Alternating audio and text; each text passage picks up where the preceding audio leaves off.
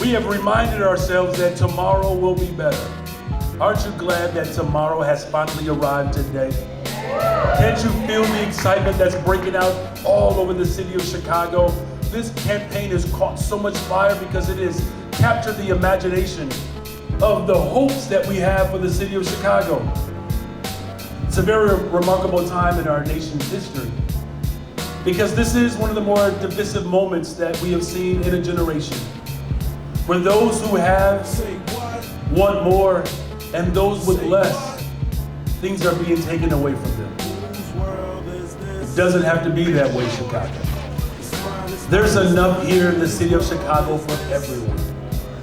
In fact, no one should be too poor to live in one of the richest cities in one of the wealthiest countries at the richest time in the history of the world. That it is unconscionable that in a world-class city we have 60,000 plus individuals who are unhoused, of which 20,000 of them are students. It doesn't have to be that way. The fact that people are struggling to live in neighborhoods that they've raised their families in, and now it's becoming unaffordable for the families in which they want to raise in, doesn't have to be that way. The fact that the working class that relies upon trains and buses to move our people around, and we have an unreliable, unsafe transportation system, don't have to be that way.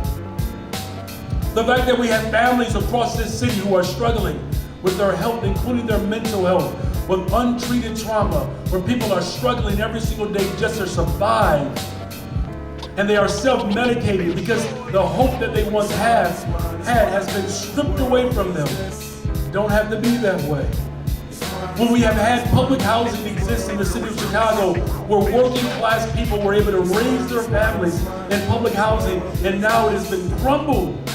And upon that land in which our people used to live and thrive and exist, now is home to people who make hundreds of thousands of dollars a year, and many of them are living in the top 1%. Doesn't have to be that.